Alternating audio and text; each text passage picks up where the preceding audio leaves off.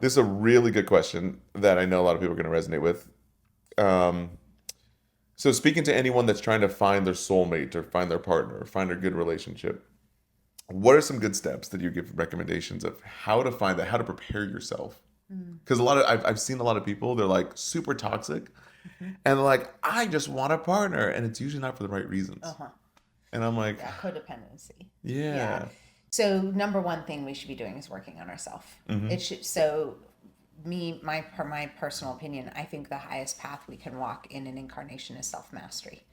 And almost nobody's doing it. Yeah, yeah. And We're all then lazy. yeah, we're lazy. And so the time that we're not with somebody, we want to cherish that time Mm-hmm. is a time where we get to fix our shit and figure out how to get in our proper frame, which depends if you're a man or woman, what you're trying to attract and create in your life. You need to get in vibration and know what you want, especially as you're aging. It's one thing if you're young and you just meet your mate and y'all fall in love and live happily ever after and you just figuring shit out. Mm-hmm. The longer that you've lived without a partner, the more you've created your own programs, your own structure, and everything in your life. And then you're like, I want somebody to come and fit into my perfect structure that I already have. And Yeah. it's like, no. And so, no. Yeah. So you Go start ahead. dating people that are kind of like you? Yeah, well, no, I mean, you have to put yourself out there. First of Okay. all, there's so many ways to put yourself out there. Like, you need to join something, you need to take a class, you actually have to go and meet humans in real life. You can use dating apps and all those Mm-hmm. things because people are there. So we actually have to Mm-hmm. go out into the world. But you need to know part of the self work that we can be doing to get ourselves ready for a real relationship is looking at the structures that we've created and making sure that they're either flexible or firm if they need to Mm. be, so that we know where we have room for somebody in our life.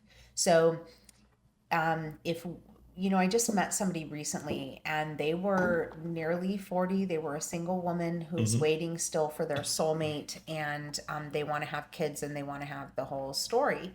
Well, except for their life is complete and utter chaos. They run 6 days a week with their business from morning to night. Oh, snap. They are all over place. They can't remember where they set their keys. They can't, Mm-hmm. all this stuff. And it's like, okay, your structure of your life is chaos. You tell me that you're vibrating a human towards you with chaos. You're literally repelling them with chaos. Mm-hmm. So if you're looking for, you want a man in your life, then you're going to have to work on your chaos, figure out where you're out of control, get yourself under lock and key enough to actually be attractive to somebody else. Mm.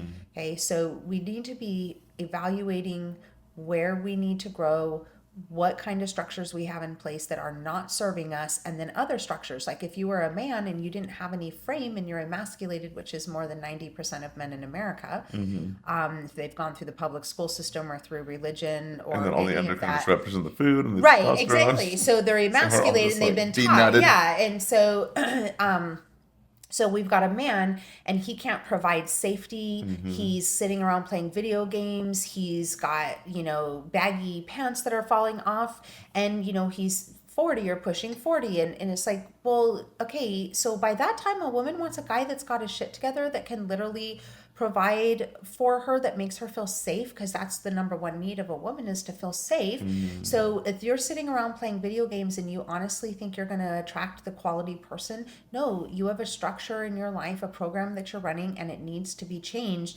You have to get your shit together. Maybe you need to be working out during that time, not Mm-hmm. just so you can look good, but you can build testosterone, you could feel like a fucking man, And which look is attractive, actually right, look attract a attractive mate. to attract somebody. Yeah. So like what we're doing is like we're just hanging out, partying, drinking, eating Yeah. whatever, and then Smoking like weed, and man. and then Yeah. and then demanding this like amazing perfect soulmate to Yeah. come into our life. And it's like, and furthermore, like if you look at women, and it's like they all think that they're a 10 and Yeah, that they're no. deserving of I'm a not like any 10. other girl. Yeah. Yeah, and it's like what do you even offer? You don't even Mm. cook, you don't even Yeah, clean. what do you actually do? Like, What do you do? They'll tell you what they do. They think that they can perform sexual acts better than any other woman, except mm. for that's not what a man wants. A man wants Mm-hmm. somebody to fix his sandwiches and to suck his dick. That is what a man wants. And so if you're just thinking that he's here to provide for you and give you nails and all this kind of stuff, like maybe a work for one of these women is like, okay, I'm doing all these things and I'm not getting the right guy. maybe I need to start working my way towards natural to try to attract the right guy. Like, we have to give ourselves a long, hard look because we're trying to attract this perfect soulmate, and yet we're repelling them at every turn. And furthermore, into strong, independent women, they every single time a woman gets out her wallet and says she's going to pay for half the meal, she never ever gets a second date, because that's not what the guy is looking for. And you have a structure in place that lies to you and tells you you're a strong, independent woman. Actually, no, you're a woman that needs a man. You literally are looking for a man, and then you show up and tell him you're strong, independent. Well, what's the point of him? Because that's the divine masculine. So you've got a structure and a belief that's literally repelling the kind of guys you claim that you want, because you won't look at you and change you. Yeah, and yes, speaking of changing you, it's so funny because like the average woman just wants to get into a relationship, even though they're super toxic and they haven't fixed anything. Yeah, So toxic femininity. what if someone actually just is watching this and they're like, okay, well, I know that they're self-aware. They know they need to change. Where would be like a good recommended protocol, or where this starts? Probably, if they're open to it, a medicine journey is really powerful. Okay, what kind? A lot of people are willing to come to psilocybin that wouldn't necessarily be willing to come to something bigger like ayahuasca once they hear about the purge. And of course, if the they throwing hear about up, the yeah. purge, they can talk to me, because the purge is the best part. And I'm here for the purge. You're And here for the I'll purge? help you through the purge, You like my the love. purge? The purge is so fucking important. And it's such a beautiful experience of surrender and moving all this toxic waste out. It's like so amazing for us. But a lot of people are nervous about that, and so they would be willing to come to psilocybin. So when I host my psilocybin ceremonies, I actually find usually at least half of the women that I have never even used any plant medicine, a lot of times not even cannabis. Wow. But they're willing to come to psilocybin because they have depression, or they have things in their life, and they've had girlfriends that have really gotten help from this. So psilocybin's actually a kind of a great entry. And it can take you in really, really, really deep, just I depending know. on strain and dosage. That's crazy. Yeah, the craziest psilocybin journey I've had was in a float tank with 2 grams Oh my gosh, awesome. and orange juice. Do you use orange juice to activate it? No. Or citrus? No, Okay, okay. I put a teaspoon of lemon Oh, okay, in that's it, good, and I yeah. brew it in a tea. So what does your psilocybin journeys look like? Is it like a limited number of people?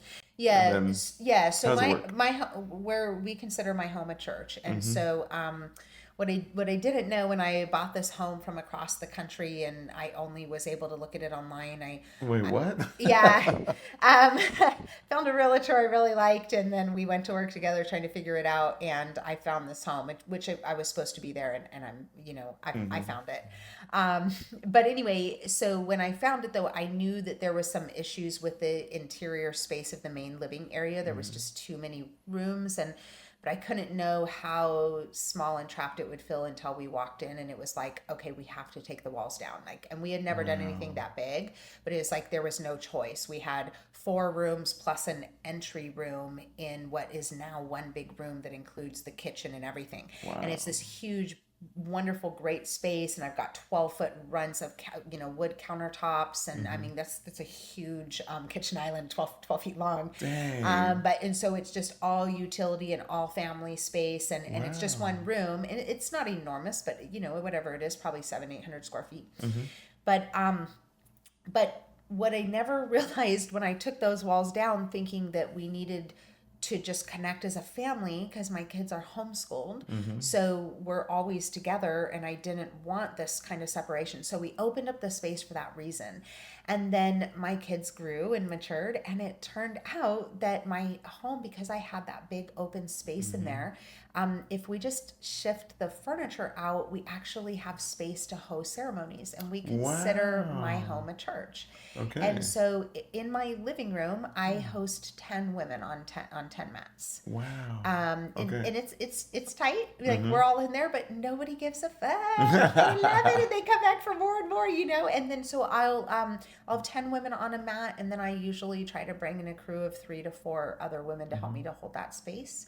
So there's about 15 of us in my living room, and then space available outside at the bonfire and that kind of stuff. But so my ceremonies are in my church, which is in my home, and we literally move out all the furniture, open the space, hang tapestries, transform the room, put up our colored lights, build altars. And my crew comes over and does that with me, and they're Hey. so amazing. They're just goddesses. But and then yeah, we serve our psilocybin mushrooms as a tea. Oh, I actually work exclusively with my brother's mushrooms. They are okay. the most powerful, glorious strains of mushrooms, and Really? thoughtfully, tremendously, beautifully cultivated that anybody I have ever shared them with has ever experienced, and I really mean that. All right, sign me up. I'm gonna go to one of these Yeah, ceremonies. and This is cool. he's amazing. He ships all over the Really? U.S. Yeah, Okay. this is what his business is, and he grows, Wow. and he has for a very long time. Does he And do he chocolatier stuff? so Or he has I don't know. beautiful, beautiful chocolates. Oh, really? I actually almost always carry samples with me, and I'm sorry I don't have them Oh, it's because okay. I This has can't. been sponsored by Yeah. Willy So, Wonka. yeah, but just the most tremendous quality and rare strains that you've never heard of or experienced anything Really? like Because I them. only hear like penis envy and these No, things. these are way beyond. Oh, okay. And you'll never touch penis envy again. Penis envy prefer to be called Shiva Lingam. Shiva. Why do they call it It penis means envy? sign of Shiva. Well, the mushrooms themselves communicated to the master grower, that's the award winner for growing them, Mm-hmm. communicated to him that they prefer to be called Shiva Lingam, which means Oh, sign of Shiva. okay. You know, Shiva is the deity that's dancing The existence. destroyer, right? Or Yeah, Shiva the okay, Destroyer okay. is always dancing Mm-hmm. and is creating the energy that we exist in. Oh, okay. Okay, Yes, so yes. they're called sign of Shiva, they say. But penis and V is what mostly people call them, or PE, because we're all just walking around saying penis and V Yeah, all the yeah. time. Penis. Um, but he has all of his strains are stronger, more complex, and more beautiful than Wow. that. And that was the medicine I used before I started bringing his in. And that's what you use during your This is what I ceremonies? use, and Wow. in my ceremony, which he laughs because he's just like, "Oh my God, you're selling me out," because I use a blend of two mushrooms just based on the qualities of them, Mm-hmm. and they're two strains, Jack Frost and Blue Ghost, and Jack Frost. Blue Ghost, and Sounds like a weed the brand. Blue Or like Ghost a OG makes the Diesel. I was most like, gloriously beautiful color blue tea that your eyes have ever seen. You cannot really? believe you were about to drink this brew. Wow. So we serve it as a brew, and we offer a booster at about the 2 hour mark and Really? allow them to Okay. go outside. Yeah, we offer a booster. And then, so we bring them in and we just do some opening. We do our ceremony just in one day. Okay. So we bring them in the afternoon around 3. We do introductions and opening. I provide a rapé ceremony beforehand, Oh. and then we're drinking our tea usually sometime 4:30. Okay. And everybody's going to start off with the same base dose to kind of see where they are and Mm-hmm. how the tea's going to hit them, and then we're rolling on these strains that I use now. We're rolling. Like there ain't no stopping the train about 20 minutes after everybody drinks, and it's a home run for everybody. We've never seen Really? it. We've never How seen it. how many grams do they start, or do you dose people differently? No, it depend on the strain. When we used to work with penis envy, we started with 3 grams. But now Oh, that we work with these other mushrooms, we start them with 2 grams. But wow. in all the ceremonies I've ever had, what we have seen is that it's hit and miss, just like an ayahuasca ceremony. Mm-hmm. It's hit and miss. Some people are like, I didn't feel any effects, or some are like, I kind of enjoyed the music and I knew I was like, I felt kind of high, but I Mm-hmm. wasn't anywhere. And then some people are going to be crying or dying laughing and blasting Yeah. off, right? But what we have found on these other strains is that within 20 minutes, the entire room is fully blasted off on 2 grams. Blow the roof off. And it Holy is crap. so magical that all of us that are working the ceremony are just looking at each other like, are you fucking seeing this right now? This is amazing. I mean, it's so beautiful. And so, yeah, so we start them all on the same, which is 2 grams now. Mm-hmm. But then we've also found that they had a really, really beautiful peak and had found themselves coming down the hill just enough to really want to step in and take a booster at the 2 hour mark. Oh, So it wow. kind of was like a Man, magic. 2 hours, huh? Yeah. Dude, when I've done 2 grams, it feels like I was on it for like 3 or 4. Yeah, but and So they're these are just nice. yeah, they're nice, Okay, and it okay. just brought them down just enough. You know, they weren't Interesting. into some place that like scared the shit out of them. Yeah, yeah. And then so out of I served almost everybody had only 2 more grams. Mm-hmm. In the past, I've had 2, 3, 5, 7, like people that want to go 7 in deep. Yes, grams? I have literally like had like people that want to do hero doses like 10 grams. How long does that journey last? hours, but everybody's different. Because even Okay. if I take a lot of ayahuasca, like literally by hour 3, I'm just like totally back in my body. When's the Yeah. ceremony over? Wow. So Interesting. Okay. everybody's just different. Okay. Whereas somebody can take a half of a tablespoon of ayahuasca and they journey for 12 Oh hours. my I've knew somebody that went back to her cabin and proceeded to go through the entire history of her life in the world over the course of 12 hours and never got out of bed and never stopped traveling backwards through time. Oh So my and it's like and like on like a half of a tablespoon. Wow. It was like that was daytime ceremony. Oh my We didn't even see her gosh. till the next day. Really? Yeah.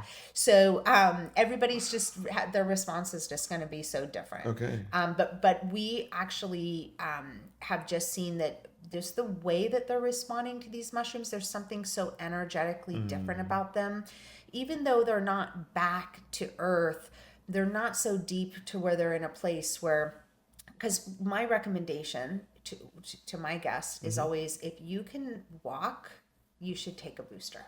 Okay. Okay, because you came to do this work. If you can't stand. Yeah, and then you're good. Yeah. Yeah, you're good. Yeah. Like legitimately, just lay down. Yeah. Like you're You're good. done. Lay her down. Yeah. Lay her down. Close your eyes. Yeah. Just shut up. But if you can walk, because it's like you came to do this. Like, let's go in and do it. This is a safe space. Yeah.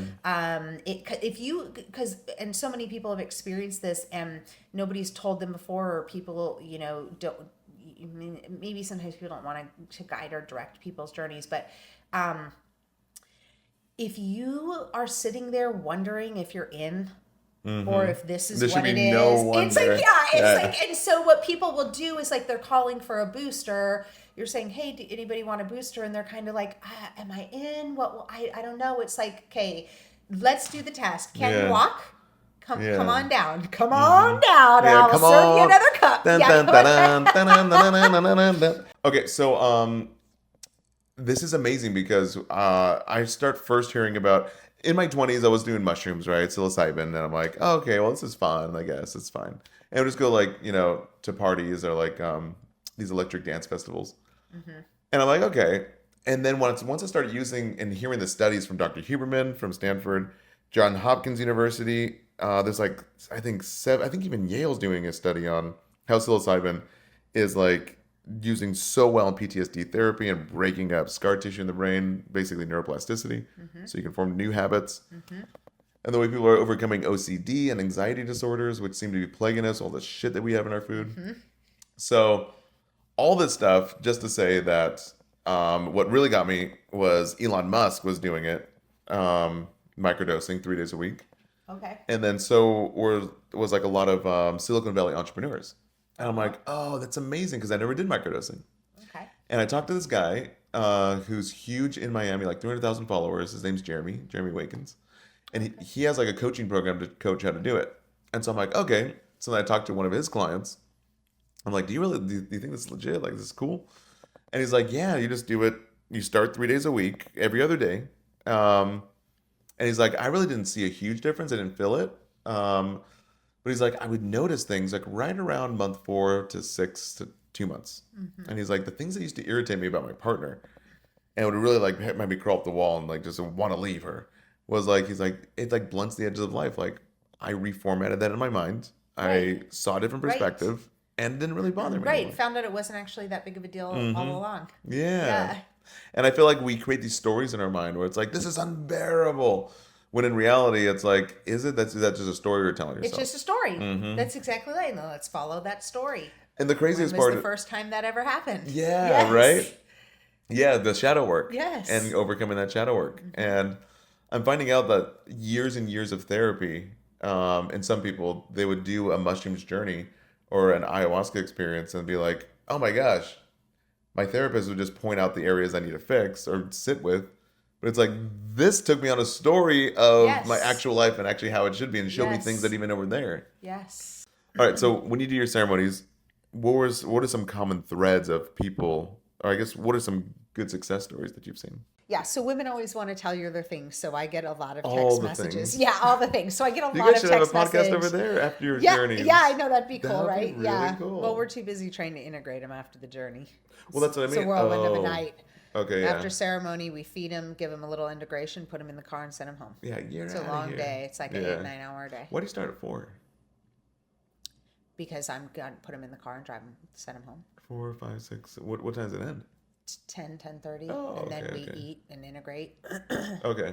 You want So to start earlier, like 11, no, 12? Yeah. because the reason, I'll tell you why we start at 4. We Okay. start at 4 because the sun goes down, and Mm. then you get the nighttime and the darkness. Oh, Like there's only so much blacking out you can do of light coming in from outside. right. But once the sun totally goes down and Uh-huh. we're in there in the dark and the lights are going across and the tapestries are Oh, all you lit have up. those? Yeah, I've got Whoa. like the lights doing So this this is a whole stuff on my ceiling. experience. This is a whole experience. You have like the I star have, projectors? yeah, and I have What? Glow in my the dark big stuff? psychedelic tapestries are up, What? and yeah. So when they're in it, and so you want the lights to go down because that's when we do our very best inward work, and the Yeah. magic, like the unbelievable magic that I have Mm-hmm. seen in my living room when you bring all of these women together and give them this medicine. Like what? Oh my gosh, we had somebody that was so deep, and she's like works with like vocals and instruments, like that's her giftedness, and she does like angelic singing. And once she got on that medicine, she could not stop like angelic singing and like Really? aligning all this Native American music and the chanting What? and singing it angelically. We were just weeping. Everybody in the room could Wow. not stop listening. She could not stop, and she was like following it into like Oh other my dimensions. And he was like, gosh. oh, and you were just like, oh my god, and we were just crying. And it's just like that medicine, these mushrooms, like unlock crazy things in people. Yeah, they unlock because we only use like 10% of our brain, right? Something like that, Right? or Yeah. probably like less than that. Probably use Yeah. like only 2%. Yeah. Well, and I think that we use all the parts of our brain, but we only are accessing like 10% at a time, and That's maybe what it was. that's what we mean. Yeah. They mean by it, but But whatever. there's parts in your brain that like Yeah. like that guy who went in a coma and now he can like sense the Yes. future, like And we all can, so that's such a great Huh. topic. But that's such a great topic because we actually are all wired to do that. We hear all of these things. So one thing I'm really good at is people tell me things and I'm just like, psh, no, that is not what it is. Let me clear that up. That is spiritual gobbledygook. That is new age nonsense. Okay. So we're like, one thing you hear all the time is like, I'm an empath and I feel things all the time. And it's like, you're right. And we are all empaths, where everything here is on a scale. Everything in existence is on a scale. You have a positive and a negative polarity, and then you have every fragment in between of energy, right? So point 0.0001, 0.0002, I mean, all you have those are- every yeah. single energy. If you think that's so complex, but we are all empaths. It's just how much do you lean in and how much are you on the other side holding up that other end of the scale for people. But you're created to channel every single person. When you walk in a room and somebody's just had a fight, you feel it. Oh, yeah, you And feel the tension You feel in it. some- Yeah. yeah. When you go shopping at Costco, you come home, you're exhausted because we're all empaths. We're all picking up energy all the time. So I don't remember what you had originally, the word before that, because I'm using empath, but you were using something else. You said, what do... Do we all can we all sense like Right, the future, yes, or can exactly. we all? So we all can, because your higher self is outside. Your higher self has a way further view Yeah, but just like the in every Egyptians thought you had an direction. antenna Yeah. that comes up here, like your You other mean chakra. this antenna? Oh, yeah, your hair. Yeah. We literally, and yes, we do. This is a portal. This is a vortex, an opening. Your crown chakra. Yeah, and so we all can do that. It's just how much do you lean in? Some people chose to lean in more, and we can get anywhere vibrationally. We just inch our way towards whatever we are trying to become, even if it takes lifetimes. You can get there. You just have to work towards that. Oh, you didn't care about that? You spent your life focusing on being a mechanic, and that's awesome. There's nothing wrong with it, but you didn't get any closer to being deeper in your psychic abilities. But you had them, and if you started nurturing them, you would know them more and more. How does someone get to how does someone get to discover or uncover their abilities? Do you think everyone's born with a gift, or is it their? No, I don't. I don't believe in gifts. Okay. I don't think we have any gifts. I think we were manufactured with our soul level settings, and that's unique to everybody, but it's actually all the same options. We have the same options to create a soul. It's just in what. So if I was thinking of baking a cake, it's like, do you use 2 eggs? Do you use 3 eggs? But it's all got to have eggs, right? It's all got to have flour. How much flour? Or do you think everyone has the ability to have these psychic abilities? Or Yeah, so that's what I'm saying. I believe is that that's hardwired, but that we're all with that, but if to think that it's a gift, no, it's Okay. like, so every car is manufactured with both the heater and an air conditioner, Mm-hmm. but you don't ever need the heater in Florida, you don't ever need the air conditioner in Alaska, right? Yeah, yeah, Okay. of course. So that's how we are. We're Okay. hardwired. When we come into an incarnation with things, we can begin to develop specialties too as we're working in life. They won't stay with us forever because we will get bored of them. How I describe a soul specialization is like, have you ever had like a breakfast or something that you just ate for years because it just worked and you just Yeah. loved it, and you had your reasons, like, okay, I could grab and go it to work, plus it's Mm-hmm. healthy, plus I know I can get all the way to lunch just on this or whatever, Yeah. right? Okay. And Hot you, pocket. No, I'm just yeah, kidding. no, my No, God. no, no. So, All the like, all the chemicals and plastics and shit. oh my God. Okay. Plastic food. Okay. So you went on that, whatever it was, breakfast for a long time, Uh-huh. and you never saw the end coming. Mm-hmm. And then all of a sudden, through usually some random weird events, like they ran out of it or you got caught stranded somehow without it or whatever, Mm-hmm. all of a sudden, just like that, you're on to something else, and you Mm-hmm. find a new breakfast that you eat for the next 2 or 5 years, Mm-hmm. right? That's how I consider a soul specialization. If the reason that we would do it is because it makes it easier to dip in and out of incarnations and to really just kind of pick up and go, okay, I know my jam of how I kind of do this life. So for a while, if you're if you've decided to start working towards working on intuition, and whether it was accidental, whether you had some crazy accident and you just woke up reattuned in your mind, Mm-hmm. or if you saw somebody doing the tarot when you were 15 and you thought, oh, that's interesting. What are those beautiful cards? I want to try that. And all of a sudden you went on a journey of building intuition.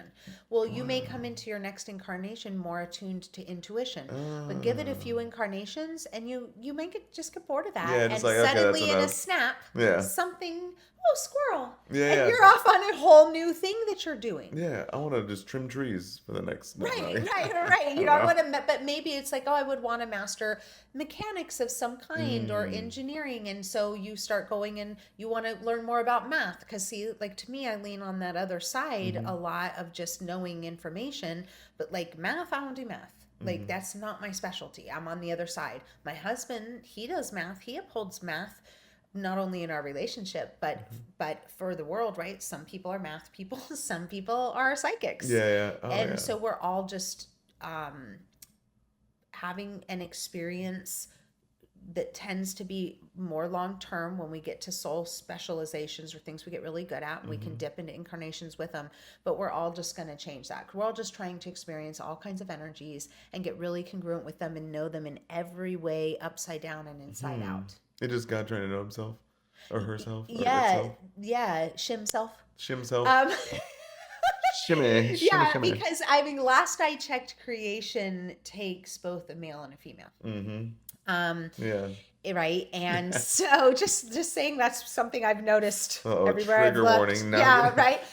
But so well, but no, but seriously, seriously, and like that's what I'm saying. Like creation, it's like I don't. Some on one side of the aisle, people are like, God is a woman because women give birth. It's like, but they don't fuck themselves. Like it's like You probably said that. Go fuck yourself. Then somebody. yeah, right, exactly. Like okay, Yeah. maybe works on that Yeah. that scale. How about this?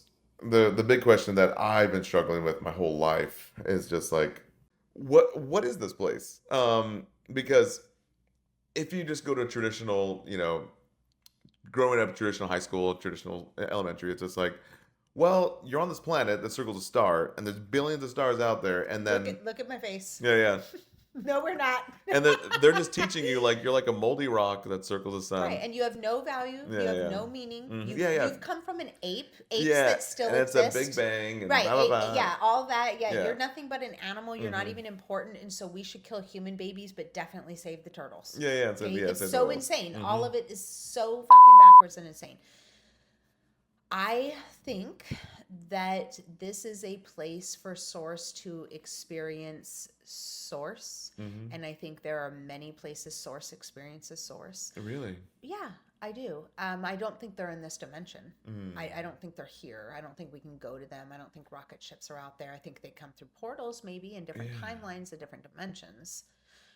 maybe that's what a lot of those things up there, maybe the things we call planets or portals for all we know. Because I've never seen one. Have you? No. Me neither. Maybe the moon, but that's Yeah. about it. And you can get out your phone and you can zoom into the moon, can't you? Mm-hmm. So how is that 250,000 miles away? Yeah, is that how far they say it is? Yeah. Oh man. So you tell me how you use your iPhone to scan, and can you never landed scan on it, 200 and so, no, definitely not. Okay, you mean when the president got on the corded phone? Yeah, He got on the corded phone corded. and he talked in real time. Hey, how's he it talked going? in real time on national television with no interference, and he was can't like, even he's get like, Wi-Fi at he's this like, house. he's like, hey, how's the moon up there? You're talking to Yeah. America. They were Yeah, like, it's very, one- very good. And it's like, Yeah, yeah. wait, what? F you, Russians. And they didn't think any, yes, exactly. Like, and they're just with the sign behind them, we got here first. Yeah, You know, America. yes, fuck yeah. yes, exactly. It's like so made up. It's so absurd. Yeah. Not to mention, like the little car that they supposedly had fit into the rocket my that they God. landed, and it's got like a lawn chair, Mm-hmm. and it's got what appears to be an umbrella that's been turned upside down and covered in my foil. God. It's absolutely hilarious. The funniest part is just seeing the moon landing, and it's like, where did that B-roll footage of that other camera? How about the first guy that stepped on the moon? Who's taking the the picture? same thing. Who took that? Yeah, who took pictures of Armstrong actually doing it? Yeah. And then Buzz Lightyear. Buzz Lightyear. Aldrin. Buzz Aldrin was saying that he literally goes on record with this 5-year-old girl. And it's like, we never did because we never I met saw on the it, moon. and it was so weird, right? And then because here's here's the thing: that's not the only time he said really weird stuff like that. Okay, and ask yourself, when I watch him, I'm like, is he gonna get? only thing I can see is a man who has been Missing? so corroded and corrupted from the inside from the big lie that he's been having to keep for the last 60 years, where he lied and told everybody that he went to the moon. Like he told that little girl, he goes, and I'm still trying to get answers to that myself, why we said we went to the moon, right? Yeah, That's what he was yeah, saying. exactly that. And it's like that lie has corrupted him, and so bad he's literally lost his mind. And you see him in those interviews. That's not the only ones. You see him in those interviews, he's so off the rocker. Really? Yeah. Think about keeping something like that and what it does to you. It'll rot your bones. That's what the Bible said. Wow. Yeah, rot your bones.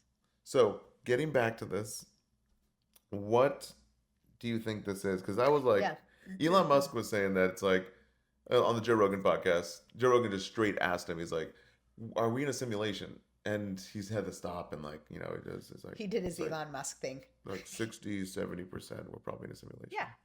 Yeah, I do think that this is a simulation. I think it's just a projection from the mind of God. Yeah. And Because if you think about it, we're just protons, neutrons, electrons just being shoved together. yep, we're holograms. We are literally just dense light. Yeah. Amazing, right? Right? Yeah, but we're in the game.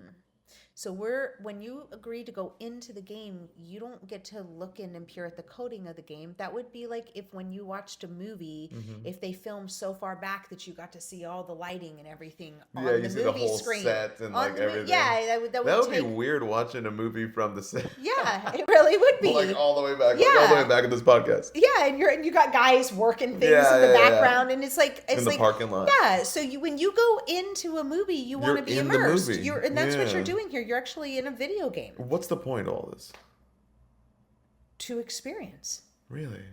Yeah, because first of all, I love Earth, and we can go experience in other places, but they're all going to have totally different qualities and totally different interpretations of the laws of different everything, views of, right? like, yeah. yeah.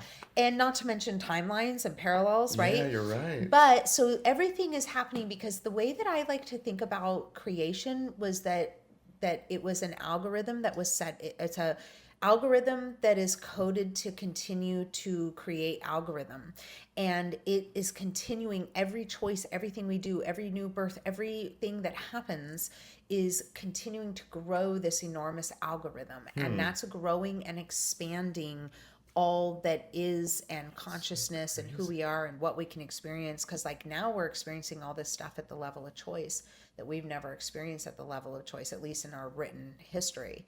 What do you mean by that? Well, if you were born 500 years ago, you did whatever your dad did. You're right. Yeah. You're in a regional area. You can't just jump on a flight and go to Yeah, what about if you Beijing want and strawberries in the middle of winter? you're Right, screwed. right, Yeah, yeah. You eat right. rice. Right. Like, So yeah. this is the time of massive choice. And what we can see is, Wow. I didn't think about yeah, you get to like pick who you're going to marry and Yeah, where yeah, you're you're not going to arranged. live. And yeah. And by the way, and like, see, I can go on about almost any topic. I'm very, very much for arranged marriages. Oh, And we really? have a totally skewed perspective. We don't understand them in our culture one bit. Really? And we have been brainwashed by people like Disney to be, oh, my dad wants me to marry this guy. It's like, if your dad loved you, he would pick you the best guy. Yeah, So, and the people I know that are in arranged marriages say that their marriage is so good that they are so thankful that their parents knew them better than they knew themselves. And they're Wow. so thankful and that they are very, very successful and wealthy and they believe in it and they're busy arranging their children's marriages. Wow. Yeah, we don't understand it because we've been brainwashed against all of this kind of stuff. goodness. But if your parent, my boys know that I will help them pick their spouse. And I'm not going to go pick it, but sweet. who could possibly know them better than their mother? They've seen them growing up as a seed. Who do right? they trust more? It's like Yeah. do you trust you with your emotions and your erection at 19 years old? I know. It's like You have a loaded gun. yeah, it's like literally Just go like, at it. it's like you need to trust your mom to Yeah. be like, hey, honey, no, Yeah, yeah. she's a ball of chaos and Of we don't even course. want her in our family, so let's move right along. And it might hurt, but come on, it's for the best. How many marriages end in divorce because we don't do this? Well, it's People, they're in love. What can you do? They're in love. but it's almost like giving a kid, the open choice as a kid to like, hey, do whatever you want. You can do homework. You can play video games. You can have the candy. You can eat veggies. And I get it. Like, as our teens and even into our 20s, like, all we want to do is party and rage and go after the girl with the biggest knockers or biggest boobs. And Right. like, Exactly. it's like, what are we doing? It's so ridiculous. So in my house, they don't have a choice. They never got a choice. Do you wanted this? Do you wanted that? Here was the choice in my house. You do it right now or mama will do it. That is your choice. And you're not going to like how mama does it. So make the choice. Go ahead. I dare you. Oh boy, my kid be getting dressed so fucking fast after that. Yeah, Mama's just, gonna do oh. it and it ain't gonna feel good when mama Yeah. does it. Mom will get that shirt on you real quick. Uh-huh. Okay, let's go. It's like, that's your choice, motherfucker. And good choice. Good choice. Yeah. What did the Bible say? If Children, obey your parents in the Lord, for this is right. but also if you spare the rod or something like that, or if you don't. That's so. I talk about this all the time. Yeah. It says that if you spare the rod, you hate your child. Wow. It says that the rod drives the foolishness from a child's heart. I used to get spanked so many times. We had a thing called Mr. Woody. Oh yeah, because and that's biblical. So what's not biblical? So you will never find an example in the Bible of a spanking carried out that was done with a hand. With a hand, yeah. It's always done with a rod, something to separate you with your child. Yeah. But most people are spanking wrong, in my opinion, because and why I come to that opinion is because a lot of people feel terrorized and traumatized by the spanking that they had as a child. Oh man, it straightened me out. Yeah. Right, and it will straighten you out when Yeah. you're young, but a lot of people actually have trauma because what happens is that even if the parents are really great intentioned, Okay. that mom or dad, whoever's doing the spanking, is so heated in the moment that they're over spanking or spanking too hard. And so would become, it's like, traumatizing abusive. for the child. And it's not meant to be abuse. The mom thinks, okay, we got Yeah. through that. We're on the other side. But almost it's like, black out, yeah. it's like he's not okay now though, and he's carrying this forever. So we want to get in there, and we want to what I would always tell my kids, and you really only have to spank a few times when they're very, very young, and it's done in love. And I'm happy to lay out my rules of spanking and all that because it's so important that we do this right.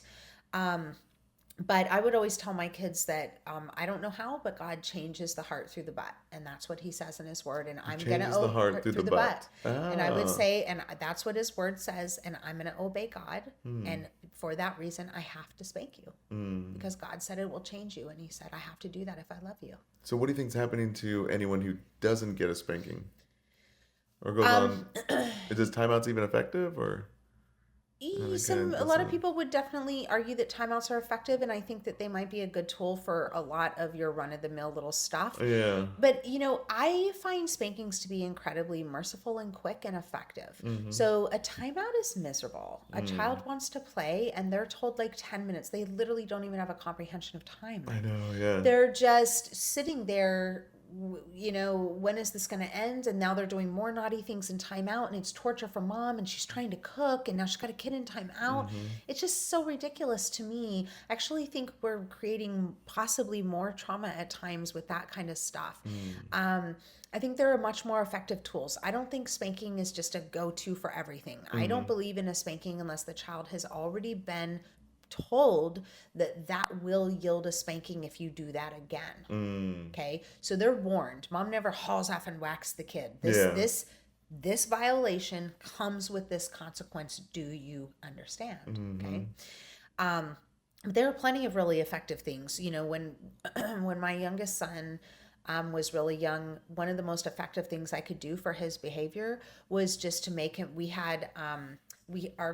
The way our house was built was that we lived upstairs, and we would have to go down the exterior stairs into the backyard. We could oversee the whole backyard from our upstairs living quarter.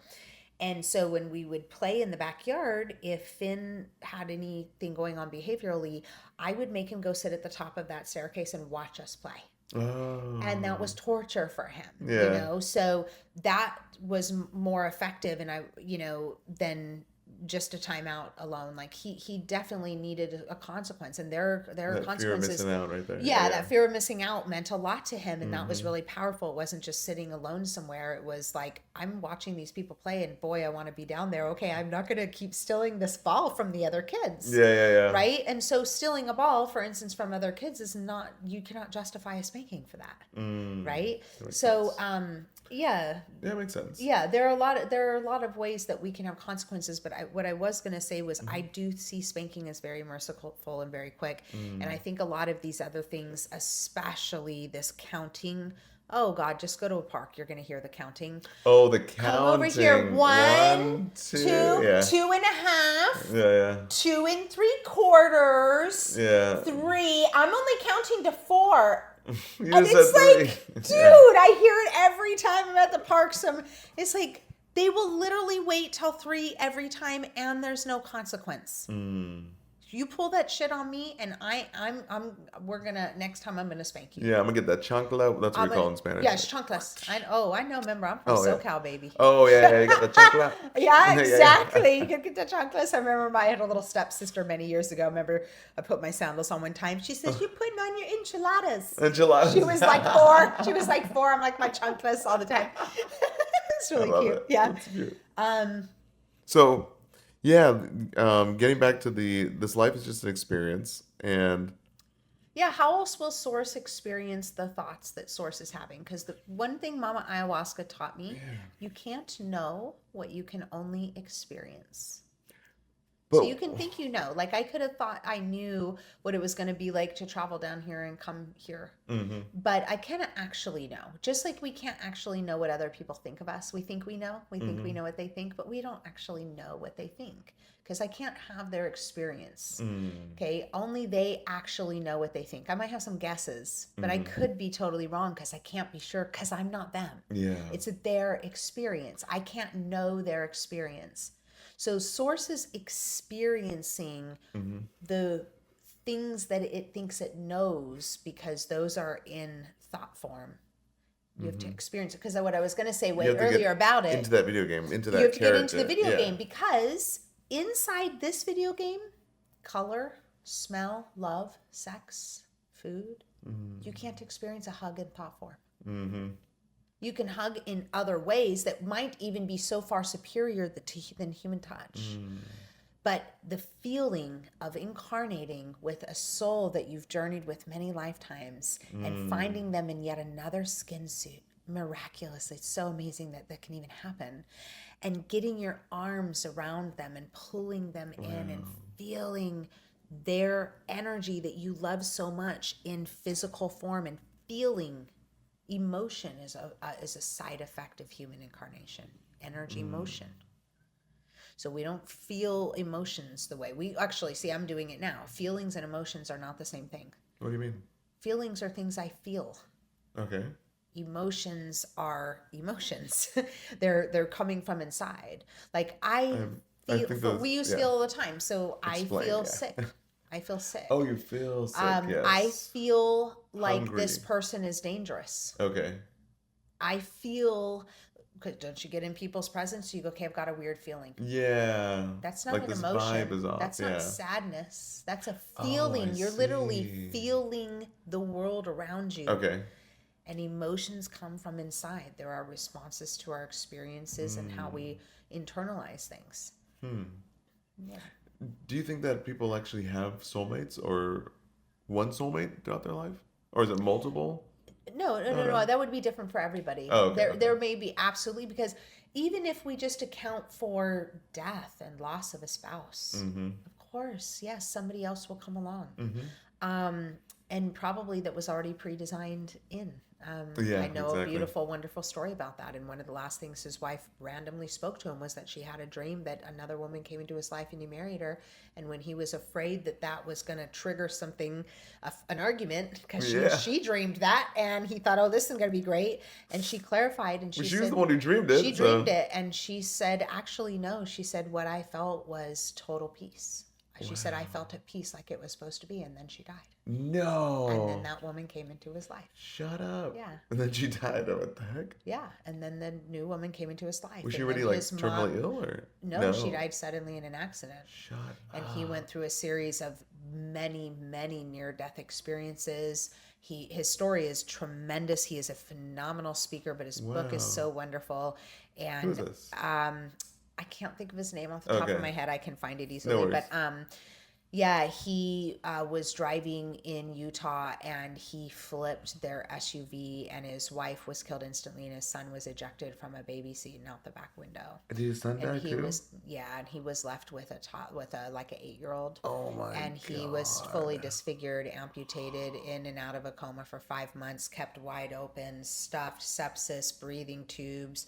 What? Had to take off his legs, his limbs, his, I mean, and his Wait. story is remarkable. But his wife came to him in the truck immediately after she died. She came to him and he said, I'm Wow. coming with you. She said, no, you're not. You have to go back. We have a baby in that back seat. Mm. And he came back, and the first thing he heard was his son screaming bloody murder.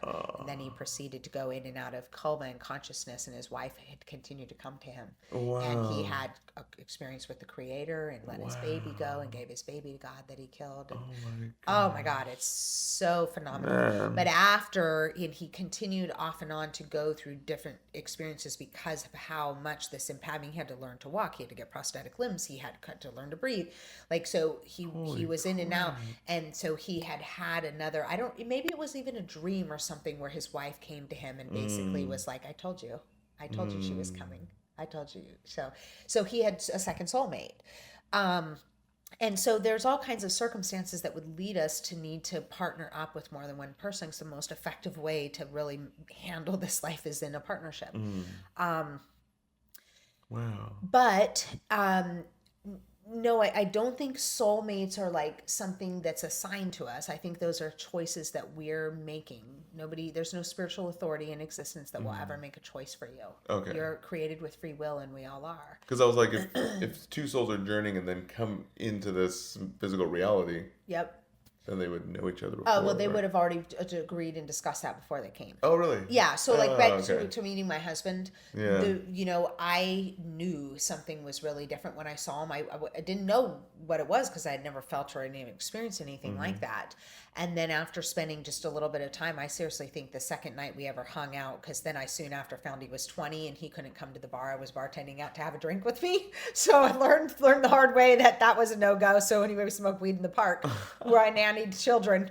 But anyway, I was like, I know where this park is. I take these kids that I nanny. Bad moms. And we're all, yeah, smoking weed till 3-4 o'clock in the morning. That's good. But anyway, but it was like, I just, we were talking about how when you just know, or you know this person. Yeah. What was I going to say about it? Just that I knew that he was the one for me. Or I was, man, but why was I going to say it? I said, because we probably made a contract. Like when I met him, when I came into his presence, I knew something. Oh, I was going to say, but I knew by the second hangout that we ever had that he was absolutely the one I was going to spend the rest of my life with, and there was no question about it. It was there.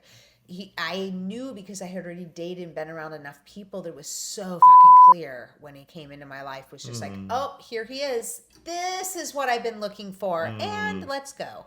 That was like, Wow. let's run. We were married 6 months later. We had a Wow. baby 9 months after that. Yeah. Wow. Dang. Yeah. So you'll know, like Mm-hmm. we know, a lot of people are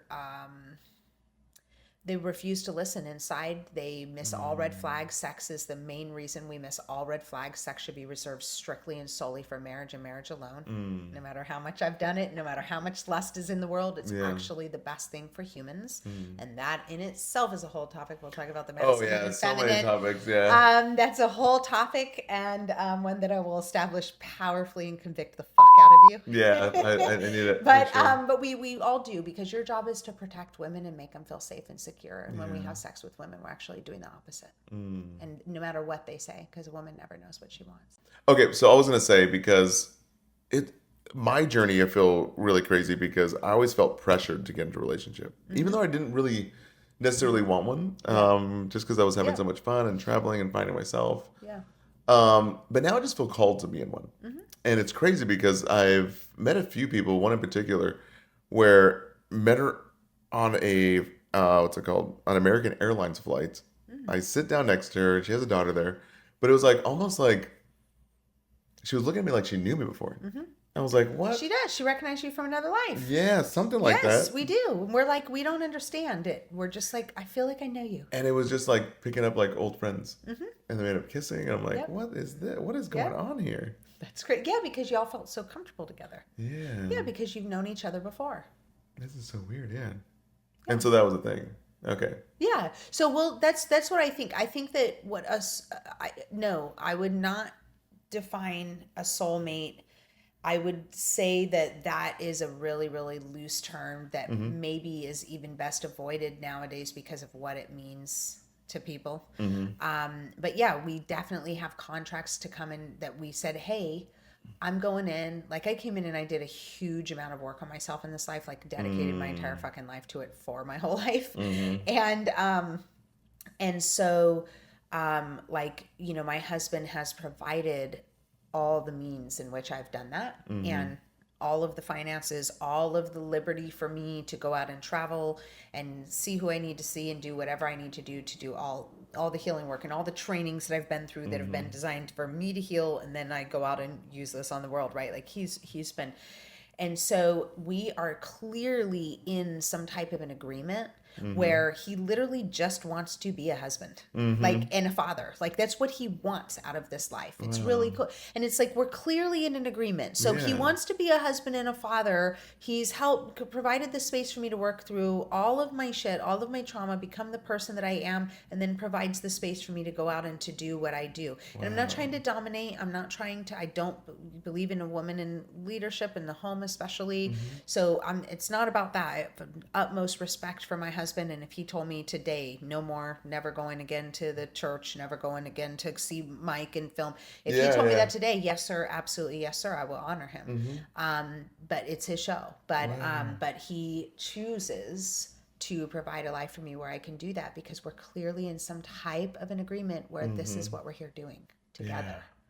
Right? That's amazing. Yeah, so we all have different types of reasons and agreements. Now, there are definitely contracts that are very negative, so we can have a soulmate contract. Oh. That's something else. A soulmate contract is always a negative thing. They are tumultuous, miserable relationships. They literally find each other again and La again tóxico. and leave a toxic. Yeah. Yep, and they literally, like, you know, everybody knows that these two people are the biggest mess. They hate each other. They fight all the time. They can't stop having makeup sex. They go in circles. They drive everybody crazy. They do this for 40, 50, 60 years. They get married. They get divorced. They get married. They get divorced. I mean, those people, those are in a soulmate contract. And that's a huge problem. And that's a past life agreement most of the time. Really? Yeah. And they What? keep coming back and doing that. And they need to break the contract. And they are the last people in the world that want to break that contract. They Why? don't.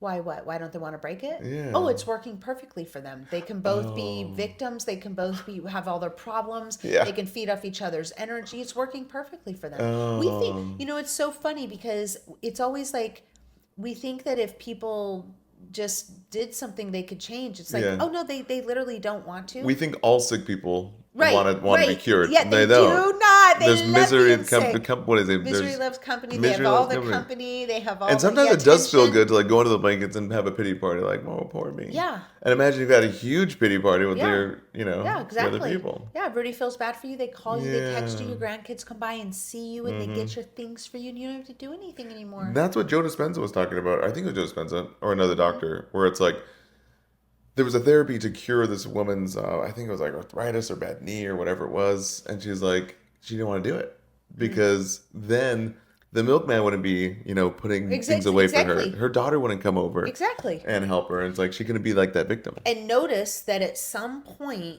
first of all, twofold. One, at some point she picked up that victimhood complex, but at some point she got the beginning of that injury, or there was a moment where she figured out that injury or whatever she had worked for her, and that she could use people through it and manipulate people through it to work her victimhood complex, which actually came all the way back from earlier in her life. And that's her shadow work. And that's her shadow work, because now you see, okay, the victimhood is at the root, and look at all of its tentacles. One of its tentacles was 45 years later, there was a little mishap that put somebody in a wheelchair, and then through that, they discovered, oh, people wait on me hand and foot, and that's like, it's all connected. See, one of my shadow work that I just discovered was that, well, it's a two-part thing. I'm a show person. I love to please people. Ever since 5, right? On that baseball mound, I just wanted to show off. Not show off, but just like make sure that I did my best so everyone could see me. And then another one was in between 18 and 23. I was in like this very, I would say, serious relationship. We didn't have sex. We went to church all the time. I was a virgin until 23. I And had my husband beat. yeah. And it was somewhere in that. It's just beautiful, and I'm so happy for you. No, but it was, it turned on me because I had an existential crisis. Yeah. And Because you didn't understand all the rules and parameters and how to be a man and how to make this work and how it's all supposed to work, because nobody told you. Yeah. Nobody told you the rules for life. For me, it just felt like it was just like authoritative and like, here's the rules. And if you don't follow the rules, and I'm like, no, I just want to go experience life and travel around and do all the things. Yep. And so ever since then, every time I try to get into a relationship now, I almost feel like I have like this like knee-jerk reaction, or like this this habit of wanting to be a rebel. I'm like, oh man, it feels like so tight and consuming. And I have to bend my knee, almost like I had to bend my knee to like a monotheistic God. And so how would you recommend like overcoming that? Do you just sit with that feeling? Do you go deep into that feeling? Yeah, no, I'm going to tell you something that might surprise you. Okay. The only way to heal the wounds that we have of those sorts are to face them and go back in. And then So how the does that look? only way you can heal a marriage wound is to get married again. Oh. Only way you can heal a sisterhood wound is to find a sister, to have a friend, Whoa. to become vulnerable and to get yourself back in there and actually do it right this time, forge your way with that partner and let their love nourish and heal you as you nourish and heal them. But y'all both have to bring it. Like, you have to lay down your life for this. This is to become one flesh. This is not you and me and your bank account and my bank account and your life and your friends and my friends. No, we are one. Prenup and, We are yeah. one. Yeah, we are literally one flesh. And if you think you need a prenup, you've found the wrong person. Because it should be it should be in the depths of your fucking soul, and you would rather give it all away and kill yourself than believe that this person would, like, you better believe that much in that person, because that's this, let me tell you something. Let me tell you what I'm trying to get at. Yeah, Do you hit know me. what let me Hit me with it, though. Okay, so do you know what the Bible's only advice for marriage is? Leave your father and mother and cleave. No. Nope, that's not marriage Okay, advice. Yeah, no. but it does say, it says that the male shall leave his father and mother and hold fast to his wife, or cleave or hold fast. One of the only commandments I follow is what was it? Go forth and be plentiful. No, I'm just kidding. Okay, Oh my God. Got him. No, so the Okay. Bible does give marriage advice, and it's only one piece of advice in the whole Bible. It says to choose somebody you would go to war with. Oh, interesting. Isn't that good advice? Dang, I'm trying to think back. I'm like, Yep. there's not many that I would actually go to right, war. exactly. And so you haven't found her. And then also, we have to remember Jesus' words, and these are words literally all of us should be like I've never found anybody yet that wants to argue with me about this truth. Mm. Jesus said, there is no greater love than to lay down your life for another. Mm. Okay. So when you find the one that's so clearly the one, then you better be ready to lay down your life to love this woman, to guide her. I always think of marriage as like two, jaggedy stones just banging off of each other until they're just smooth and shiny and beautiful. Whoa, yeah. Yeah. I just heard that from a TED Talk as well. That Get was, out. yeah. Shut the fuck Actually, up. Steve Jobs said that. Get the fuck He out. was in an interview and he talked about it. Ah, And they, I don't know. I love that. But yeah, he was just saying like when you build a company, you have it's like I think relationships. When you're in when you find your tribe and the people that you want to be like. You put these jagged stones like in a washing machine and you just keep on mixing it up and there's Yes. sparks and stuff and there's emotions that come up. Yes. But he's like, at the end of the day, your brothers are brothers. You're a band of brothers. You go to war together and you guys, with all the friction, you come out smooth together. You refine each Exactly. other. That is exactly it. So it's like, yeah, you better be willing to lay down your life in your marriage and to give up not integral parts of who you are, but like we got to meet in the middle and we got to all those things. So those two things, like pick somebody you'll go to war with and prepare to lay down your life. Man, that's really okay. So knowing that, this freaks me out still. I can still feel like this anxiety mess. And that's why I'm doing all the things, right? Yeah. Because I feel like that's my next phase of being Yeah. called with. She's the cure. The one Yeah. that you find is the But cure. how do you know? Because you will know. There is nobody can explain this to you. It's like, how do you know anything? Like no, but like The sky's blue. but Yeah. really, but like How do you know your birthday? okay, well, how do you know you love your mom? Oh yeah, I don't know. Right. Yeah. Like you just know. I know what love is. I know I want to know what what love love is. is. I want you to show me. I was like, But yeah, you'll know. It's like when you meet this person. and it's funny because my brain's trying to force me to be like, oh yeah, Remember, you can't know what you can You know. only experience. yeah. Remember. So you have to be in her presence. And it's like when y'all click and it's amazing and you are like, okay, yeah, like I'll tell you how you know that Okay, it's all love. right. Is there a litmus We have test? a Tell me the little litmus plaque. test. Well, we have a little plaque in my house that's one of those little wood signs with words. My mom found it somewhere in her travel journeys. Okay. And it says, I would walk over Legos for you. Oh my god, I got voice, I so like it. I like on that shit. yeah, so when you are like, wow, I would literally like, yes, like this is my person, like then that's where the work really begins. You need to be doing work up front and evaluating that. There's plenty of work that you can do just on that, like, okay, this is an issue, like just do a little hypnotherapy session and you just crack it from every way. We also just have to manually, I call it a manual program change, where we can take elevators, we can drink ayahuasca, or we can have hypnotherapy or whatever it is, even ecstatic dance, other things that really free us in certain ways. But honestly, most of the changes we make in life are manual program changes. And what that looks like is noticing something about myself and then continuing to notice it, being frustrated and annoyed by it, and then determining that I'm not going to keep doing that behavior. So when the behavior comes up and I go, oh my God, okay, I did that a really annoying thing again. Then I'm going to start coming, maybe I think, hey, it happens every time I see this person. I know exactly. I've got these words tucked in my pocket, so I say this instead of that. You'll start noticing how you do things like that. You'll get better and you'll get better and you'll get better and you'll get better. And then what happens, and it happens all the time, I say it constantly, is we get to what we think is the end of that program. We're like, I have totally crushed that. I don't talk over people anymore. Okay. I'm so good at that. It took me forever and I had the things going in my head, but now I'm totally calm and present and I'm here and I can listen to people to the end and then say my thing. Okay.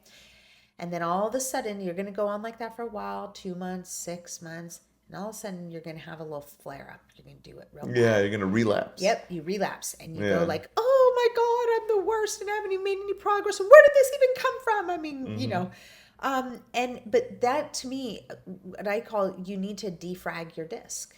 So you still have fragments of that program. You've done a great job deleting the program. It's taken you a while. You had to go through and move code line by line, but there are fragments left that are telling your system that that code is still partially there and that you can do that Just behavior. little loose ends. It's just a little bit of loose ends. And so what tends to happen is people will have some kind of a flare up, and I don't care what it is. It can be porn addiction. It can be talking over people. Like I said, it doesn't matter what it is. And you're going to have a little flare up. And what people tend to do is they go, oh, okay, I guess it's back. I guess I'm just the worst. I guess I can't overcome it. Whoop, right back in. Just jump in. Full relapse like out of an AA program. Yeah. Instead of going, oh shit, I just need to defrag the disk. It's literally it's a test in a sense. Like, how can I know how good I'm doing and how far I've come if I don't have a reference point. Yeah, I go, okay, shit. So it's been like 6 months since because we always just shift our perspective. It's like, hey girl, I went 6 months without talking over somebody. Let's have a drink. It's like that could be a way to look at it, but usually that's not what we do. We go, I'm the worst and I'm so bad and I don't know why I do this and that's for me where meditation helps a lot. Because meditation it's like going to the gym and working out a muscle every single time. Yep. And we don't put a lot of focus on your mental health. Right. Because when you do meditate, it's working out the muscle, just like you observe something. You're not supposed to judge it. You're just supposed to watch it and observe it. And then, okay, just notice it. Yep. And then that translates into your regular life of just like not really going over the top and like, having these outbursts of anger or being in the storm. They always say, observe the storm, but don't be in the storm. Right. Be the silent observer. And yeah, that's the biggest thing. So in that same way, we don't really notice it. Well, I think a lot of people don't notice what's going on with them. Right. And so they don't work on themselves. Yeah, and I actually feel that you just said it. So you said like for meditation, you have to exercise that muscle because that helps you that when you go out into the world, you don't have all this anger and stuff, right? That's exactly what I learned from Vipassana, that 10-day silent retreat. Yeah. It was like 99 or whatever percent of the problems, it's like it's literally me. Right. I'm looking in the mirror, I'm like, yeah. And so when we meditate and we can calm our nervous system and stop being such responders to the world, and we can get some clarity and sort some things out, we just create that like space in our mind. Things can finally settle in and drop into place. And we're literally going to sleep stressed. We literally live in a nation who actually thinks they are amazing if they can burn the candle at both ends. I know. It's like you are literally about to die of dementia, but that is so adorable that you can drink all night. Do you think we're doing too much as a society? I know we are. It's killing We're us. just overdoing It's destroying and then they us. keep on saying there's like pride in it. Like, you got to go on the grind. You got to make that bread. Yeah, that's what, and it's so crazy. And it's so I always say, actually, like I'm usually pointing to sisterhood, but it's like sisterhood is weaving baskets by the river. Many eyes on the children, sisters working together, making dinners together, like everything in a cooperative with one another. We're doing way too much. So we're, as moms, expected to be a perfect mom, plus beautiful, plus yoga fit, plus a perfect house, plus she cooks dinner, plus she cooks everything from scratch, plus. Susie, And it's like, dude, that's even literally more than a 2-person job. Yeah, literally. Like, if you were just staying at home, you should be able to get the basics, keep your home clean and sanitary, and cook the meals for your children. Yeah. That's like all you can do. Yeah. Don't forget, she's bleeding every month. Come on. Like, everything. That's not even including the social life. Right. Exactly. And she's got to meet her girlfriends and stay up all night. And it's like, no, this isn't even healthy for your children. It's not healthy for you. What the bleep are we doing? It's so insane. And do you think that's where the source of like a lot of our anxieties come from? A lot of our stress. Our nervous system is up so high. And then we have autoimmune diseases. We don't have any real nutrition. Autoimmune diseases are trauma. Yeah. We don't have any real nutrition, not even in the soil, even in food people think is healthy. There's fluoride in the water. There's fluoride. Making the frogs gay. They're making the frogs gay. Yes, like Alex. frogs. I know it. It's so great, but he was fucking right. He's been right on a lot of things. Yes, he has, and he always has been. God dang.